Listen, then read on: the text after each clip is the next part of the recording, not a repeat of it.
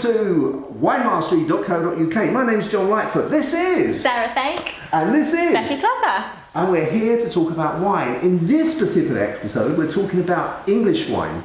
Now, these two very beautiful ladies are also very brave ladies. They're actually starting their own new venture selling English wine. Is it just English, or are you including Wales in there and as well? Welsh, and yeah. Welsh. So it's all like British type. Not British as such, because that means something slightly different. Ah, okay. Yeah, so British wine is when the wines come in to us, we then produce them, make them, and that's in a British wine. Okay. But English wine or Welsh wine is when the grapes are grown here, and then it's produced here as well. So we're not borrowing grapes from anywhere else. So it's like a fine distinction, but an important one. It is. Yeah. Yeah.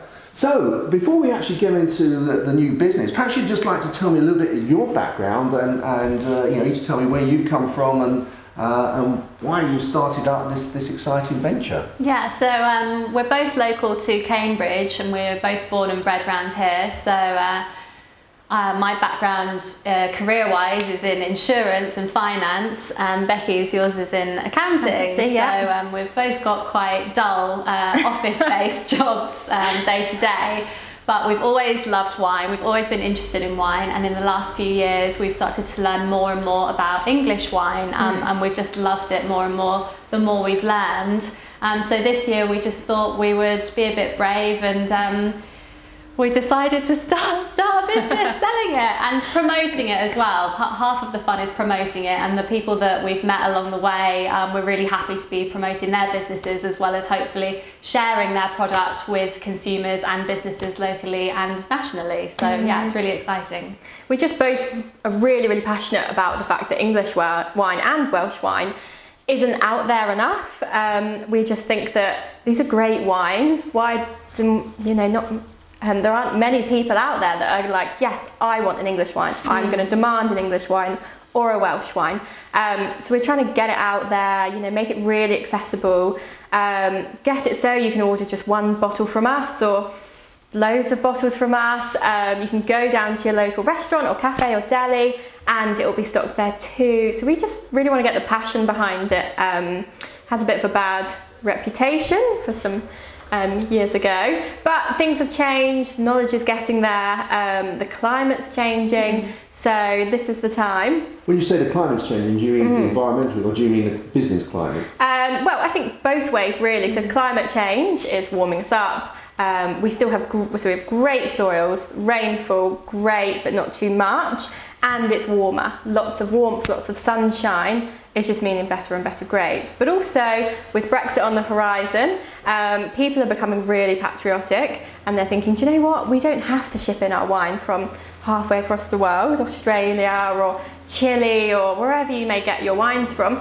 We can just go down the road to that family business and pick up something that's really special and has a bit more of a story behind it. So both ways, I think climate's changed. Yeah, that's right. But you mentioned that you started to get interested in English wine and that moved you to this business. So you didn't presumably just wake up one morning and think, I must research English wine. No. What actually started? How did that evolve? So I've got an Instagram page called Sarah's Wine Diaries, which I've been running for years and years, and it's partly... You can't be that long. It has been ages. All legal age. And it's just been like documenting my wine adventures. So I've always been quite an explorer of wine. So I've always wanted to try something that I haven't seen before, or from a country that I've not tried from before, or all of these things. And that's how I came across English wine, and I was obviously keen to try it. It was Nye Timber, so their branding's great. They're pitching it as a luxury product, and it just totally appealed to me. And dragged Becky along to London Wine Fair one year, and we just sat there for hours at this Nye Timber stand. That wasn't the plan, but no, I know. Well, because of my Instagram, I was like, well, we'll start there, but then we'll go here and here and here and here, and we'll definitely have time to fit it all in after work. No, we did not, but we stopped at Nye Timber. And we didn't move. And again, it's the accessibility side of things. They've got great branding, they are everywhere. You can pick them up in Waitrose, or they're in some really nice restaurants. So they are accessible. They're doing some great things at the moment. Their wines are obviously superb. And that's then what led us to go, okay, so they're out there. What about some others? Which then we just kind of got the ball rolling, and we went from thing to thing to thing. So last year we went on a bit of a Cornish adventure. There's some great vineyards down there. We met some fabulous people down there. Tasted some delicious wines, which are now some of our favourites. That got us intrigued some more. And then we thought, okay, great, one weekend, let's order some English wine. And that's where it kind of came to a bit of a stop for us. We were like, oh, well, we don't want a case of 6 of the same thing, because what if we don't like it? We don't want to pay £10 delivery for just one bottle. And so it was all a little bit hard. You know, we love English wine and we want to get it, but even we were like, you know, this is a bit tricky now. Maybe I'll just go down to Waitrose and pick a bottle of French up that I know I like and is a good price. So that's where it all came from. And you said, well, if we're having difficulty, other people will be. Exactly. And therefore that situation needs to change. Exactly. So how do you plan to change it? What are you going to do to change it? We think, anyway, we have a great social media presence. So we're on, obviously, Instagram, Twitter, Facebook, constantly. But that's how we're going to get the word out there, by continuously beating the drum about how amazing these wines are, how there is something for everyone. So if you really like a Provence rosé, we can match it. If you really like a Sauvignon Blanc, we can match it. You know, there's no reason that you should be shipping these wines in. Like, your wine miles are way too high. You know, and there's this family behind it too. These are small family-run businesses.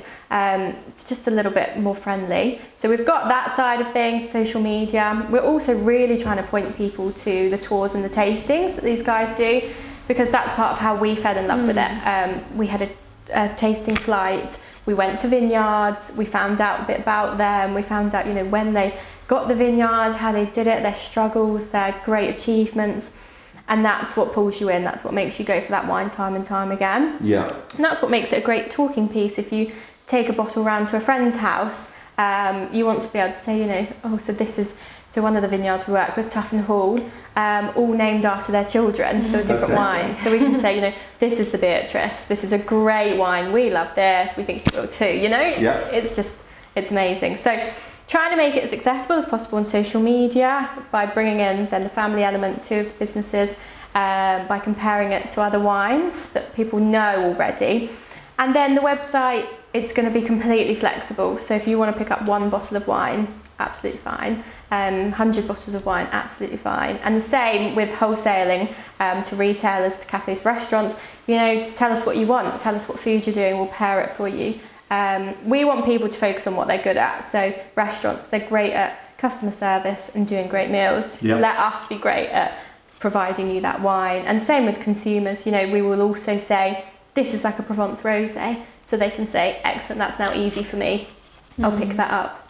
So I think the main benefit of the website when it launches is going to be that we're offering mixed cases, so you can build your own case to your taste, have a variety of English wines in there, 6, 12, 24, however many you want, and the shipping costs aren't going to be too high, the delivery is going to be reasonable, and you can do that mixed cases, whereas when you buy direct from vineyards, you often have to buy six of the same. And when you go to many English wine specialists, they'll often have a £9-10 delivery charge. So we're taking a hit on the delivery financially, but we feel it's important to get the product out there, because it was a stopping point for us as buyers. So we need to change that. We need it to be much more accessible, and that's part of it, really.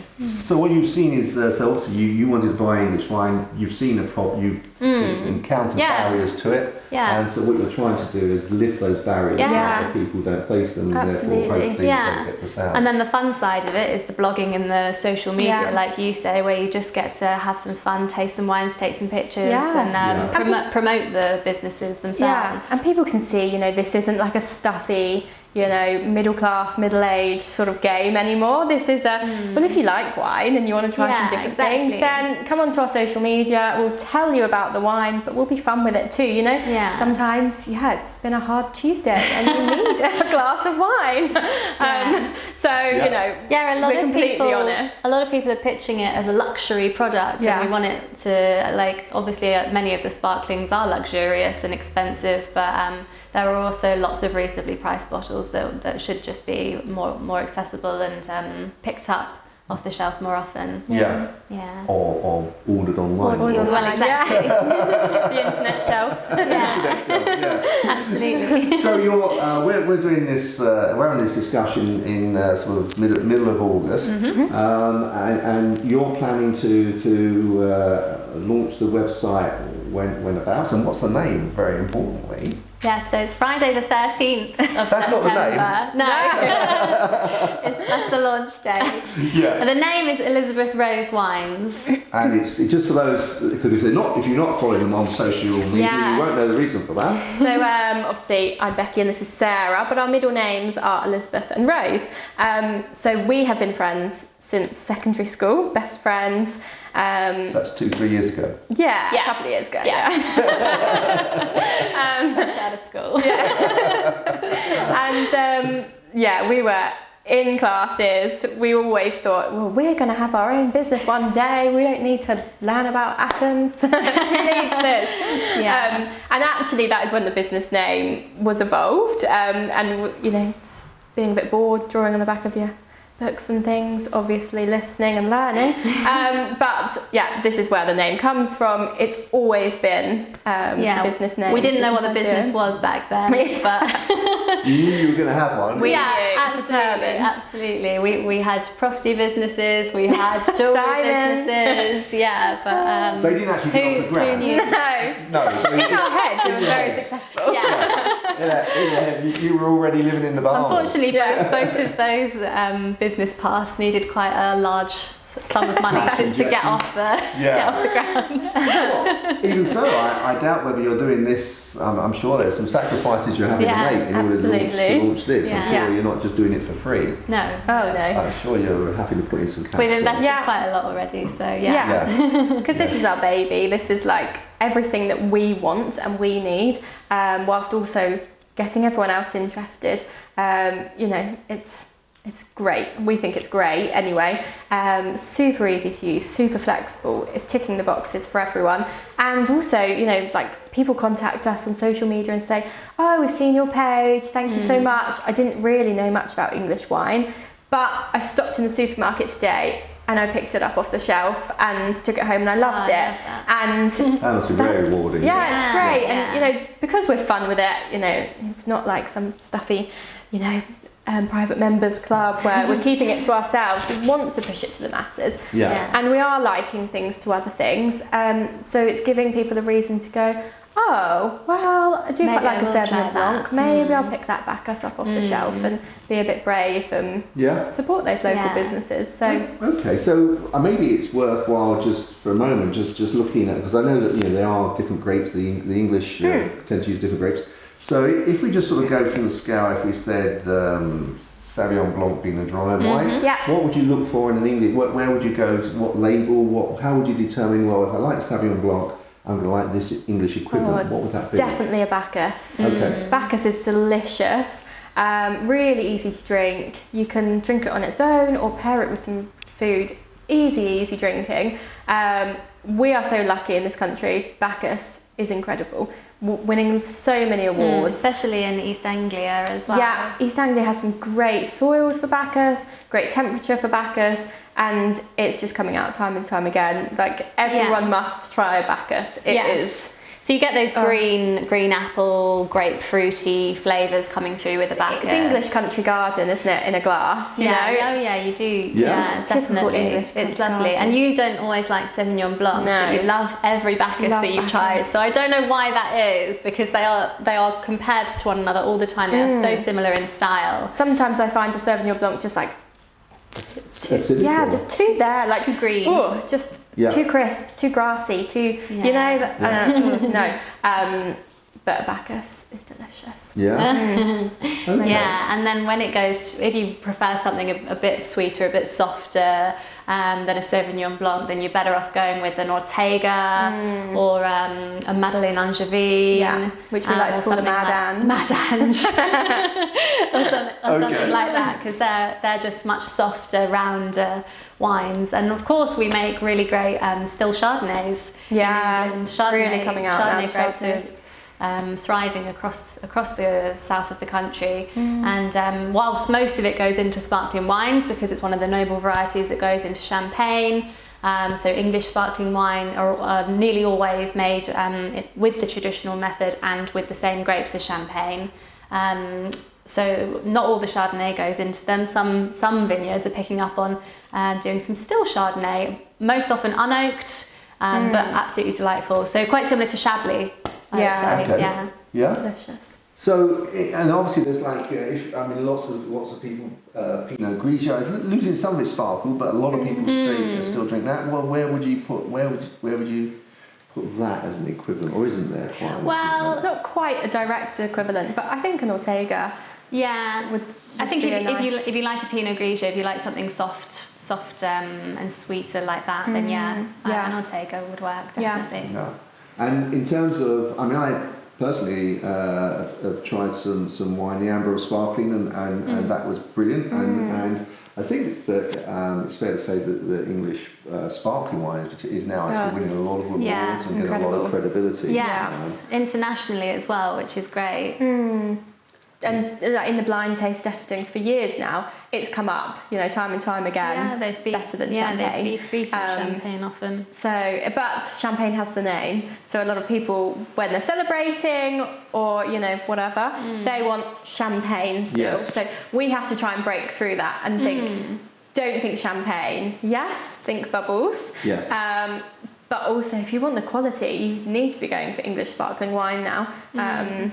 So, as Sarah said, same 3 grapes, same traditional method, just made slightly north of Champagne. Slightly north of Champagne, yeah. What about, obviously very popular, primarily I think obviously because of the cost, the production cost is Prosecco. Is there an equivalent English? There is Fitz. We're not stocking them, but I have heard of them who use the same method as Prosecco, which is why it's so cheap, because it doesn't go through the traditional method, which takes 18 months, 3 up to 3, 4, many more years. But we've not tried it. But that is the same method. So would probably be a similar taste to Prosecco and a similar price point. I don't know actually. I don't know. But if you like something softer, because a lot of people don't like champagne, because they prefer something sweeter like Prosecco, then there are loads of really nice Seyval Blanc led sparkling wines in England. Which are generally made using the traditional methods. So they don't have the low, £6 whatever price point that you get from a Prosecco in the supermarket. No. But they've got those flavours. They're really easy drinking and just delicious. Okay, in terms of, in which case, that particular Prosecco being cheaper, is there a reason that British manufacturers, sorry, not British, sorry. English and Welsh. Wine producers are not producing? I think that it's probably because they know that they can, it's probably, I was going to say that, but then I thought that's really unromantic. I think it could also be because of the love of champagne and the love of that flavour and that style. It takes a lot of hard work, and I think people like that. They want to put the hard work in and get the quality product out the other end. I think Prosecco is a very different way of doing things. It's like a soda stream, isn't it? Just pump the bubbles in. Well, actually, I have to admit to using a soda stream to make sparkling wine. Yeah. Oh, really? Have you? Yeah. I've never known my mother has done as well. Yes. Wow. Yeah. And It's good. It's fine. What wine did you use? I've used all sorts of wines. Oh, brilliant. All sort of, I haven't tried the red, but all sort of dry. I've even tried a sweet wine to bring it out like an Asti, and it works. It works fine. It's there you go. It takes a little bit. You could start the English. Yes, we've got a revolution. It takes a little bit more. That's a big soda stream. That's a big soda stream, yeah. A couple of canisters going on. Yeah, but I guess you're right. I mean, obviously, I'm not sure if the yield is the same, but obviously, in terms of their, obviously, wine is wine. I don't know how long, 35 years or something. Wine has been being produced, or more perhaps. Yeah. But in terms of it sort of growing, I was told that it was like a million more vines were produced. It's huge. Gone in each year. Yeah. So but even so, obviously. I am amazed at people putting in their money for a vineyard because they have to wait 3 years. I know, it's get crazy, a little bit out, isn't and 5 years before it's still. And then if you're going for the sparklings, after that 5-year investment period before the vines are even ready, you've then got another 3 years before the English sparkling wine is even going to come out. So it's a real long-term investment. You've got to be brave. They wouldn't be able to call it champagne if they sold it into the States, wouldn't they? Would they? Yeah, because in the States they're the only country that doesn't. Really? Yeah, you can get American champagne. Oh my goodness, that's bold. I did not know that. The Americans say it doesn't count, so the French haven't been able to. Gosh, I bet the French are traumatised. I bet they are, but it just means I was just thinking that the English Interesting. they could actually. Yeah. And there's some real interest in Asia and American markets. There is. Because they love the quintessentially English sort of brand and feel to it, and the quality of the product is great too. So we're seeing more and more each year exports to those two areas. So I think watch this space as well at the moment. It's quite small, the exports. If you compare it to sort of French wine exports or something. But in the years to come, it's going to be big. But the yields in England are still low, far lower than other countries in comparison. So we want to keep it here. We'll keep the good stuff. Well, on the environmental basis, then that's good. But obviously, in terms, I suppose the opposite of that is obviously balanced payments and all that sort of stuff. So export, and we need as much of that as we can get. So if other countries are prepared to, and I think that it would also, if other countries are accepting it, all of a sudden, sometimes it's like when your neighbour's doing something, people turn around and go, oh, maybe I should try it. So if it is being exported, and it gets a good reputation in America, then I'm sure English people will think, well, why are we not? Absolutely. Why are we not treating it as well? So So one a little sort of tag of the detail. What exactly is the website being called? Oh yes, Elizabeth Rose Wines. That's is. nice and simple. So it's just .com.uk. .co.uk. Okay. So at the moment, it does exist at the moment, but it's just got a little sign-up landing box page to put your email address in if you want email updates from us. So, And you mentioned about making it simple for the purchaser. So how are you still in sort of discussions with your web creator in terms of how you're going to do that? No, we're quite far along in the process. The thought was, we hate it when you go onto a website and you're like, I want to buy something from you. Why is it so difficult? Like, where am I clicking? What am I looking at? Pop-ups all the time. Pop-ups and horrendous. Put your email address in here. Like, no, reading that. So that's why I've tried to make it as simple as possible and just gone, do you know what? That looks like a good bottle. It's a bit like a Sauvignon Blanc. I like that. It's a price that I like. Add to basket. We're done. Okay. So with each bottle, so it's very similar to most wine websites in that the wines are split by colour and still and sparkling, and then when you click on an individual wine, you'll get a nice one-line summary, a few line descriptions talking about the aromas, the palate, and pairings for food. And then there'll be a paragraph or two about the vineyard itself and their tourism as well. If people are interested or local to them, then we want to encourage them to go and visit them. And also each one should have, if you like Sauvignon Blanc, then you'll like this. If you like a Provence Rosé, then you'll love this. And is there a way, if you know that you like Sauvignon Blanc, it sort of filters it down to the ones? We will. Yeah, definitely. Yeah. And also, like, through our social medias, if that's how people like to shop as well. If we share a picture of a glass or a bottle of wine, they can then click on that picture and it will take them to the page on the website. So they can see, oh, that was the wine that those girls were drinking on a night out. Yes, I like that one. I like the sound of that one. So then it will take you to buy it directly. Okay. Fantastic. So this is all gonna. I mean, this video will probably be coming out sort of late Septemberish time. Yeah. So by that time, hopefully you know full flow. You'll be in full flow, and I'm sure because no business when it started. Well, I don't know. You may have it all. I'm sure you're going to do all the full testing and everything like that. But I'm sure it's going to be quite frantic. So I'm sure it's quite frantic now, actually. It is. Yeah. Because you're both still working, aren't you? Yeah, We You're do. Yeah, working. both work full time.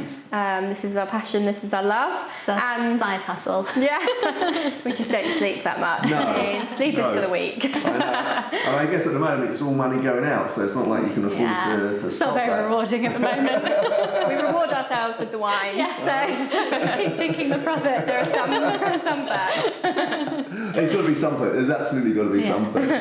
Good, oh, fantastic. Well, I'll put all the information down below in terms of any information you may want, the websites, etc. Some of the grapes you mentioned, like you mentioned one when I was in Three Choirs Vineyard, which also does some very nice sparkling wine, and white and red wine, of course. But they mentioned this grape, and when he said it, I thought, did I hear that wrong? Because it didn't sound like Sauvignon Blanc. You mentioned Seyval. Seyval. Yeah, so it's Seyval. Okay. Seyval Blanc. Seyval. Yeah, Okay. grows really well in England, and it really does soften up some sparklers. We've got the most local vineyard to us actually, Saffron Grange, just down the road from here. They do a 100% Seyval Blanc sparkler, and it's absolutely delicious. Yeah. Right. Yeah, it's lovely. And in terms of the blending that we have in wine, I mean, obviously, there's quite often you're going to say, you know, this if it's a Sauvignon Blanc, then try Bacchus. Is that right? Of course, yep. Yeah. But obviously, quite a lot of the French wine is blended, and I understand the reason they do that is to try and get a consistent. It's easy to get a consistent, you know, if the frost is early or if it's dry or whatever. But by blending, they can keep the consistency because you don't want to be buying a bottle in 2018, enjoying it, and then next year not enjoying it. You want it to be, you know, if you like that wine, you want to continue. So will you be offering any blended types? Yes, we do. We've got some really nice still whites that are blended. There's a Davenport Horsemondon Dry, it's called, which has got 5 or 6 grapes in it, and there's quite a few more medium-bodied reds that are blends, which are really, really lovely. And obviously quite a lot of the non-vintage English sparkling wines. They're blended slightly differently each time to try and keep that consistency. So the non-vintage sparklers are nearly always going to taste the same. Yeah. Right. Okay. Good. So in terms of the range, I mean, how many? I'm presuming it's going to be fluid because obviously when you start the venture, you're taking a very common's punt at what you think customers are going to like. Yeah. So I'm sure there are going to be Absolutely. some bottles in there that you actually, just because of your customer base, not necessarily saying that there's anything wrong with those bottles, but you know there's particular bottles of wine that maybe you don't get a big uptake on, so you're not going to sort of be stocking. So I guess it's going to be sort of fluid, and you may then start saying, well, you know, we can reduce our range by X% or whatever. But how many roughly are you starting with on the website? I don't know yet. Goodness. Yes, we know so what many. we started with. Your garage is full. Yeah. Got loads. So actually, we've been really lucky that people have sort of opened us with open arms, and we have obviously tasted absolutely everything we're stocking, and we have visited most of the places, all the vineyards, and spoken to the winemakers, the owners, everyone that works there. So we've actually got a really good feel of the vineyards themselves. We have got everything from red, white, rosé and sparkling. Obviously the classic cuvées, the Blanc de Blancs, the rosés, and in the sort of range of whites, we've got the Chardonnays, the Bacchus, the blends, and also the special reds. So red wine, especially in England, has got a bit of a bad name. Yeah. We obviously don't have really hot summers here that some other countries that produce red wines have. But our red wines, as we've said sort of before, they are a blend, getting that real consistent flavour, and they are now getting slightly heavier as well. So light and medium body reds, I think England and Wales have a great selection now. Okay. So they're getting better. Probably the least well known. So sparkling wines in England, Yeah, everyone knows they love them. The white and the rosés, I would say, would come up after that, and then it's the reds. But people really do need to give these reds a try. So overall, we've got about 85, 86 Whoa! different. Well, we want to make it accessible for everyone. So there is something for everyone. absolutely, Definitely. we want you to come to our website and be able to buy something and love it. So we have, been to every corner of this country searching for amazing things. Wow. We have tasted them in the views of what we love and what our friends and family will love. As we said before, like the main aim is to enjoy a bottle of wine. So we wanted everyone to taste them, enjoy them, and have their say on them. So there is no excuse. We are giving absolutely no excuse Covering to all people bases. on why you should buy other wines that we're stocking, because they're all excellent quality. So I would say we've probably got the most, so if you were to split those 85, we've probably got the most sparkling. Sparklings, Second to that would be whites and rosés, which are also really popular. And then finally it is the reds, because not everyone's on board with making red wines because it is more difficult. But there are some really fine examples which are either blends or Pinot Noirs are doing really well. If you like French Pinot Noir, then you'll probably really like English Pinot Noir. And then there's some really nice Dornfelder. People do really nice things with Dornfelder, often involving oak, which gives it a lot more depth and a lot more complexity. Dornfelder's a grape. Okay. Yeah, so Dornfelder and Rondo are probably the two most popular English red grapes, other than Pinot Noir, which obviously the majority goes into the sparklings, but Pinot Noir after that will go into a single variety red. And then Dornfelder and Rondo are used more for the blends. Okay, one thing that just struck me though is obviously our climate. I guess if we look at Europe, the closest to Germany. And in Germany, Riesling. Yeah. I'm not quite sure which one you to put out. Depends, doesn't it, who you speak to.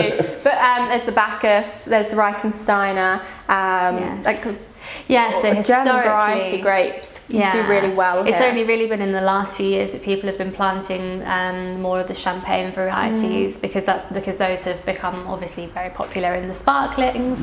But for some reason, I've not actually got to the bottom of it, but for some reason Riesling is not a starter in England at the moment. As far as I know, I don't know anyone doing it at the moment. Well, you've spoken to enough people that it might be starting, but it's I'm sure someone's trying, but so far I don't know why. I don't know what the cycle is like with Riesling, like when it ripens, because that'll be really important as to how well it does, which is why the reds that we're more familiar with don't often do so well here. So like Cabernet, Sauvignon and Merlot, they need a lot of a longer, warmer season so that they have the chance to ripen and get enough sugars in them. And that's just not happening here at the moment. At the moment, people will find a way.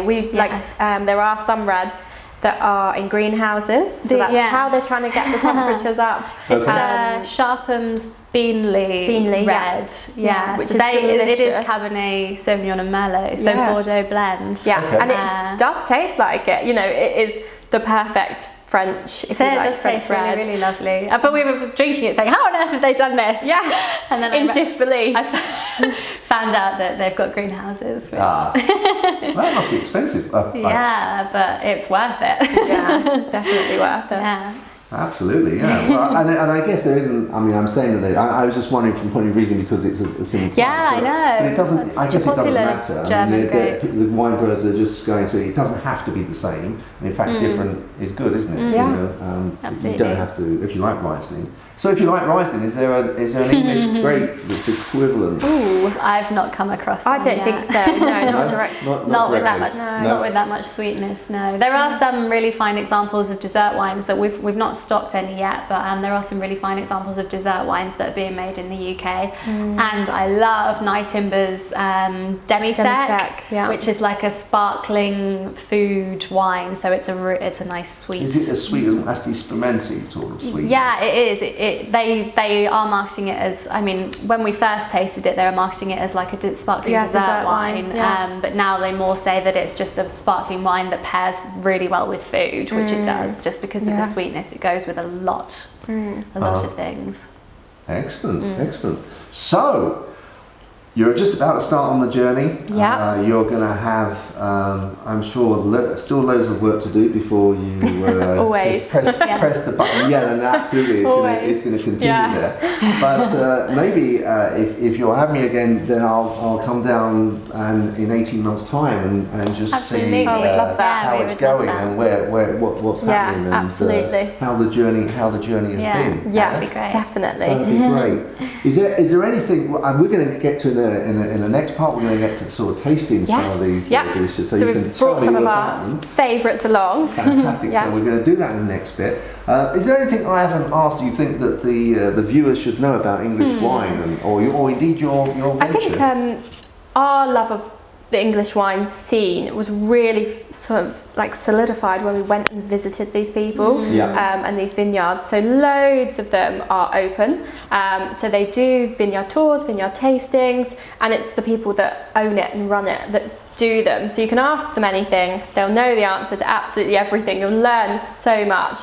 Get to taste loads of different wines and have the opportunity to buy there if you wanted as well. But I think English wine is really special because it has that family connection still. Like we all live here, love it here. You know, we understand the weather can be a bit crap sometimes, but it still gives us this amazing wine. So we want to celebrate it. It's our wines, you know. Yes, it's family owned and run, but they're sharing it with us, and this is our country. These are our wines, and we think everyone should be just as pleased with them as we are. Well, So I think get that there. a definite advantage people will have in coming to your website as opposed to buying some of the stuff on, especially if you're trying to find flavours in wine. I happen to know that there is one particular very, very large American brand that in terms of the tasting notes on the back, their marketing department are given the job of putting what they are, but they don't actually ever taste them. They're just doing the job. This should taste like this. So you've actually every single, how many bottles? 95. It's been great. Yeah, 85, 86. Yeah. Wow. But you've actually tasted each Every of them, single so thing. you know excellent, fantastic. Yeah, they're all great. Good. Fantastic. Well, I look forward to using the website personally, and I wish you ladies every success. I'm Thank sure you you're very very much. successful. We'll see you in the next part where we're going to taste some English wine. See you Catch you there. Cheers.